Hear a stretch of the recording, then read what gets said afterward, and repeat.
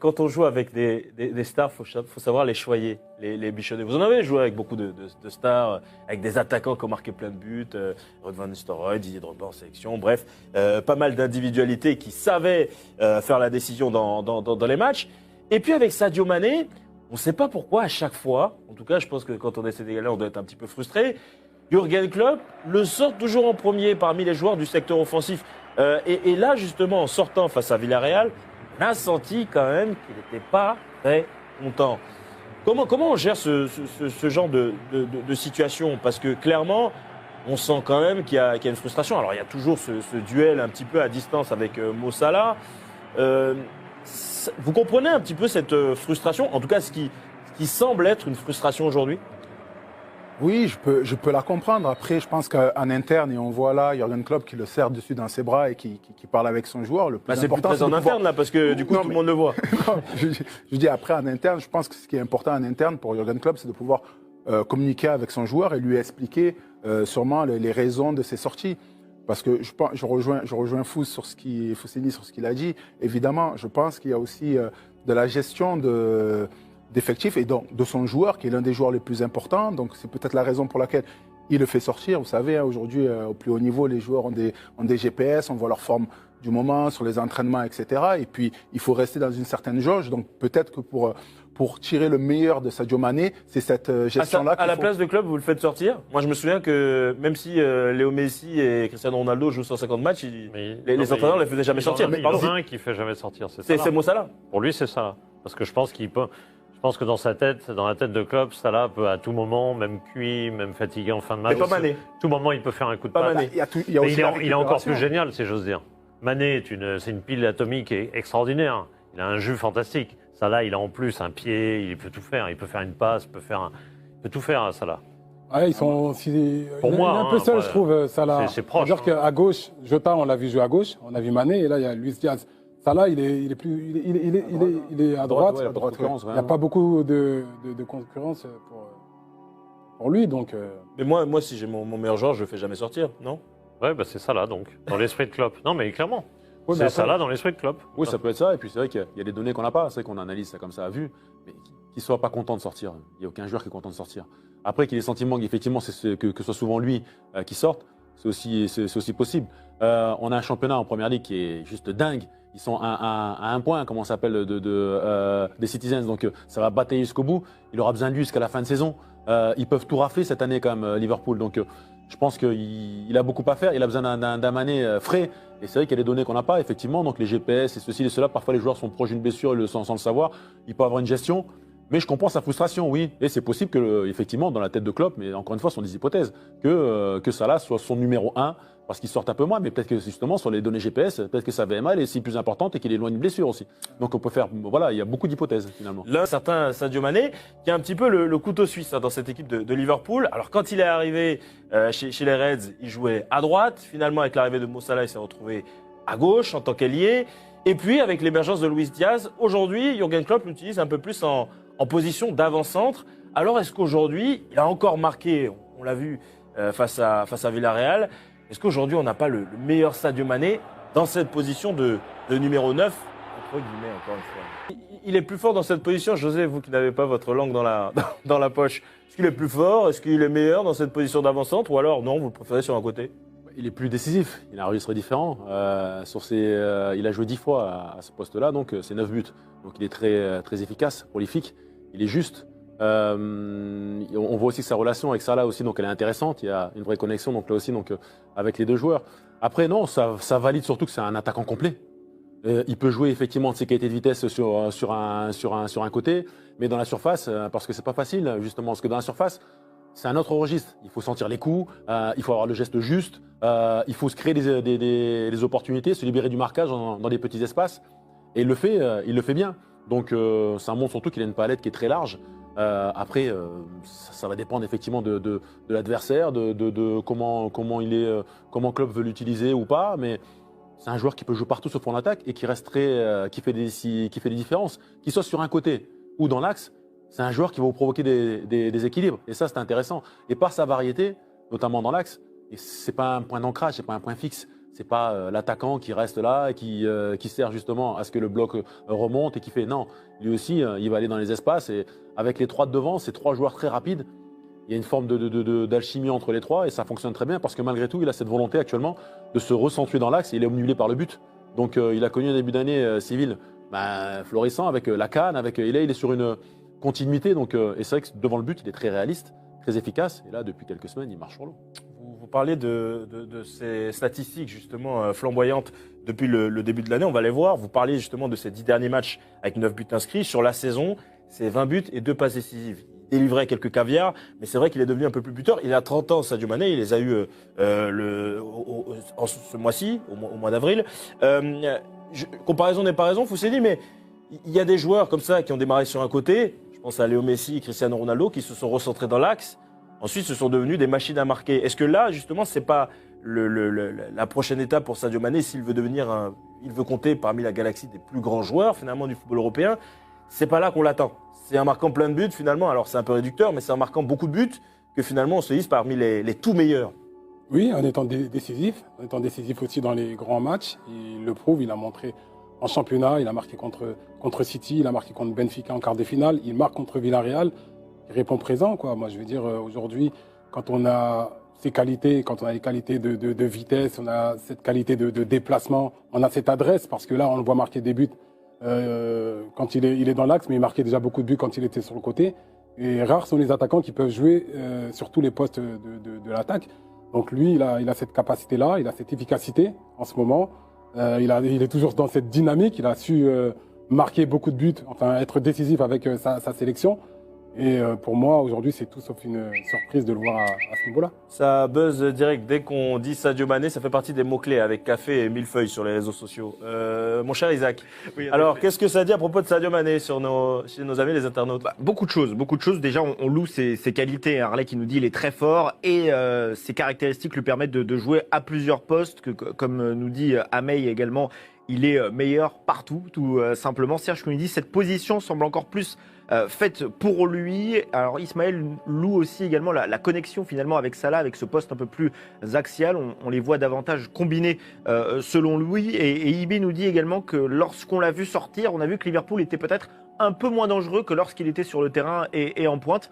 Donc bref, tout le monde semble assez unanime quand même pour dire que Sadio Mané dans l'axe, c'est quand même quelque chose qu'il faut voir encore et encore, même si je vois quelques commentaires qui disent qu'ils le préfèrent, qu'ils le trouvent en tout cas plus à l'aise sur le côté.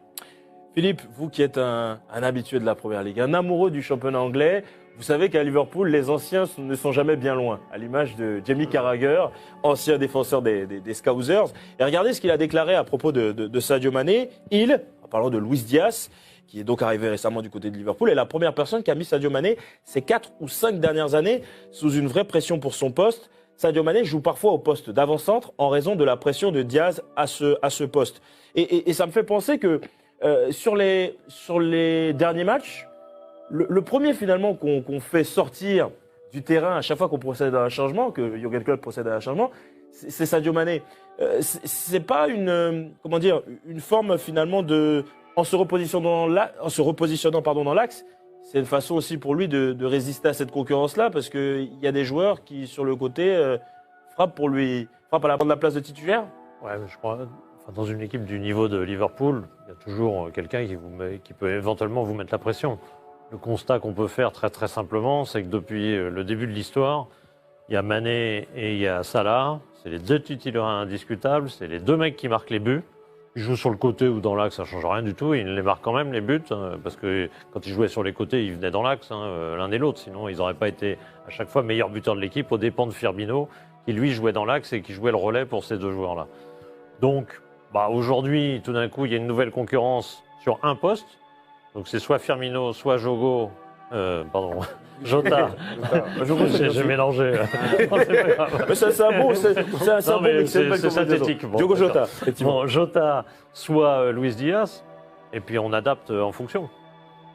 Franchement, moi, ça me choque pas du tout. Je veux dire, c'est des attaquants. Oh non, on n'est pas choqué non plus. Mais les vrais attaquants, si Salah, il faut qu'il joue avant-centre, il joue avant-centre. Non, on n'est pas choqué non plus, mais c'est vrai que c'est un changement avec notable. l'Égypte, il a joué avant-centre. Le seul problème, c'est qu'il joue dans une équipe qui balançait que des longs ballons. C'est inapproprié par rapport au style de Salah. Mais évidemment qu'il peut jouer avant-centre, ça là. C'est la moindre des bases. Il peut, évidemment. il peut jouer Et avant-centre. Mbappé aussi peut jouer avant-centre pour Tout à tous, fait. Mais tous la ceux que- qui prétendent qu'il peut jouer, il peut pas jouer attaquant. Mais la avant-centre. question est ce soir de savoir s'il est meilleur ou non Oui, dans cette c'est position. la vraie question, d'avant-centre. c'est ça. Et donc, messieurs, est-ce que vous êtes d'avis que, du coup, comme il passe en position d'avant-centre, il est plus proche de Mo Salah, est-ce que leur association en est évolue et Mais est meilleure? Ce qui est intéressant pour par rapport à la question, c'est que, sans y répondre directement, mais au moins, à ce poste-là, il n'est pas handicapé. Je veux dire, il n'est pas handicapé. Le fait de démarrer effectivement une rencontre au poste à l'avant-centre, ça ne l'handicape pas. Parce qu'effectivement, c'est une zone dans laquelle il est plus dans la zone de vérité, dans la zone décisive, il est plus régulièrement. Mais même s'il est avant-centre officiellement, on va voir qu'aussi il se décale. Il n'est pas non plus. Encore une fois, c'est pas un avant-centre, c'est pas le numéro 9 type qui se contente de rester justement devant et qui sert de pivot. Pas figé. Donc exactement, il est pas figé. Donc Et quand il joue, on, il joue quand malgré on a tout l'un sur de ses ses meilleurs qualités. joueurs, on le met dans les meilleures dispositions. On le met au poste où il est le plus performant, le plus à l'aise, le plus Mais décisif. Il est non performant là. En 10 matchs, 9 buts, je pense que c'est Donc, oui, donc c'est ça. Donc il est meilleur en position de numéro 9. Mais peut-être qu'à ce Non, moment mais- de l'année, c'est pas plus mal parce qu'il a fourni beaucoup d'efforts, je pense, avec la CAN, avec la répétition des matchs. Et là, il a moins d'efforts défensifs à faire. Quand il est dans un couloir, on le voit beaucoup défendre avec les latéraux. Surtout qu'il a Robertson souvent Oui, ou qui Alexander monte énormément. qui monte beaucoup. Et il fait des énormes courses à haute intensité. Et là, on a vu, comme à l'image du but qu'il marque hier, c'est un appel, une seule touche pour marquer. Ou parfois, c'est 2 touches. On l'a vu contre City, où il va faire un pressing sur le gardien. Donc, c'est des efforts différents. Et par rapport à la charge de travail, enfin, la charge, on va dire. Donc c'est pour le reposer un petit peu parce qu'il fait pas mal d'efforts défensifs quand Moi, même je dans les pense que matchs c'est un en joueur général. Sadio Mané. qui n'est pas à avoir d'efforts. Mais Jürgen Klopp, je pense, tient compte aussi de tout ce qui s'est passé dans la saison pour tirer le maximum de ses qualités. Et aujourd'hui, on Avec voit la- que ça fonctionne, puisque dans l'axe, il a moins d'efforts à faire et il arrive à finir Avec la l'action. sélection, il a souvent joué dans l'axe, Mané. On l'a vu jouer avant-centre, on l'a vu jouer derrière l'attaquant, on l'a vu jouer plein de fois dans l'axe aussi. Non, mais après, en plus, Franchement, par il a rapport aucune gêne. aux attaquants qui est actuellement du côté de Liverpool, c'est aussi sur la forme du moment. Donc ça là, Ouais. effectivement, on ne le sort jamais. Mais vous avez Firmino qui est moins bien, Jota aussi qui est un peu moins bien, et effectivement Diaz qui monte en puissance. Donc le meilleur assemblage, c'est celui-là. Mais dans 3 semaines ou dans 15 jours, parce que 3 semaines c'est quasiment fini, peut-être que ça va changer. mais voilà quoi. Mais ce que je veux dire, c'est surtout sur la forme du moment par rapport aux 5, c'est la forme du moment qui dicte que. Moi je vous dis, bien, moi ça va pas, non. Jürgen, qu'est-ce que tu fais avec Sadio? Qu'est-ce que tu nous fais? Non mais je sais pas, en cours de saison, j'avais bien pensé que t'avais compris, mais là qu'est-ce que tu nous fais? Tu nous fais là, tu nous l'as sorti pendant au match contre Villarreal, à chaque fois tu le sors avant les autres.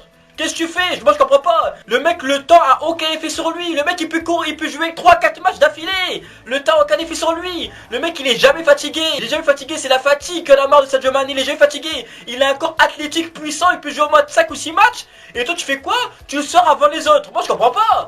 Même Sadio Mané il comprend pas. Et là ce que j'aime bien Sadio Mané, c'est enfin tu réagis parce que Sadio c'est bien d'être humble. Tu vois, on t'aime bien, on aime ça. Mais le problème c'est que par les autres des fois, surtout par tes coéquipiers, par les personnes, ça peut être perçu comme de la faiblesse. Mais c'est vrai, mais faut dire la vérité, c'est peut-être quand il est venu, ils l'ont pas célébré à Liverpool, après bon, on a oublié ça, mais tu vois, d'être trop gentil, c'est pas bon. C'est pas bon dans ce monde de brutes, faut dire la vérité. Faut pas être méchant, mais faut être toi-même, faut être toi-même, faut t'imposer, tu vois. Et là, j'ai bien aimé ta réaction et tout, parce que oui, non, je comprends pas. Sadio Mané est dans la course au ballon d'or, et le mec il le sort avant les autres. Alors qu'il met un but, il provoque des placements, il fait le jeu. On comprend plus rien. Et en plus le Jürgen, il parle en conférence de presse. Oui, non, Sadio Mané, il est pas encore dans la course au ballon d'or, faut qu'il gagne quelque chose. Mais s'il est pas dans la course au ballon d'or, il est dans quelle course? Non mais dis-moi, il est dans quelle course? Hein? La course aux 100 mètres? 200 mètres? Au marathon? Dis-moi, il est dans quelle course? Faut arrêter. Il est bien, oui, il est bel et bien dans la course au ballon d'or. C'est comme ça. J'ai l'impression que ça te plaît pas, Jürgen. C'est très bien que tu préfères Salah, parce que lui tu le sors jamais. Salah il peut faire des matchs dégueulasses, tu le sors jamais. Et vous savez très bien, les modérateurs t'aimes pas ça. Non, j'aime bien Salah. C'est très bien. Mais c'est vrai que depuis un peu la CAN, des fois il a fait des matchs un peu moyens. Et il le sortait pas, Jürgen. Mais à chaque fois il sortait Mané en premier, il s'en en a marre. Jürgen Klopp, Jürgen Coq. Non mais tu fumes quoi? Tu sniffes quoi? T'es sous quelle drogue pour dire des trucs comme ça? Et pour le sortir avant les autres? T'es sous quelle drogue? On sait très bien que Mané, en pointe il est très bien, mais on sait très bien que au début il était à gauche et t'as pris Luis Diaz pour le remplacer, pour le concurrencer. Est-ce que t'as pris un ailier droit pour concurrencer Salah? Non. Vous voulez que ça la prolonge et tout, vous voulez qu'il reste. Mais pour Mané, j'ai l'impression que vous voulez pas le prolonger. J'ai l'impression que vous voulez plutôt le remplacer. Non mais c'est ça. Il a mis Jazz, tu vois, un jour il a mis Mané en pointe, il s'est dit bon, allez, on verra ce qu'il peut faire. Mais le truc c'est que Sadio Mané, n'importe quelle position, c'est un monstre. Il s'adapte à tout. Tu peux même le mettre au goal, il va s'adapter. Il va tout arrêter. Tu peux le mettre partout. Mets-le partout. Mets-le même sur le banc. Adapté, il va faire ramasseur de balles. Il va renvoyer les balles 3 fois plus vite que les autres. Tu peux le mettre où tu veux, il s'adapte. C'est ça en fait, c'est un lion. C'est ça. Et les lions, on s'adapte. C'est ça. On n'est pas là en train de rechigner sur le côté, non. Je pense qu'il a été surpris. Il a été surpris que Mané en pointe performe autant. Il a été surpris donc il a dû le laisser. Mais j'ai l'impression franchement qu'il veut juste prolonger ça là. Et que Mané, il s'en fout un peu. Alors que c'est un duo à Liverpool. Je minimise pas Salah, tu vois. Salah, meilleur buteur actuellement, c'est le meilleur buteur de Premier League, meilleur passeur aussi. Il fait une saison de dingue. T'es entraîneur, les deux sont dans la course pour le Ballon d'Or.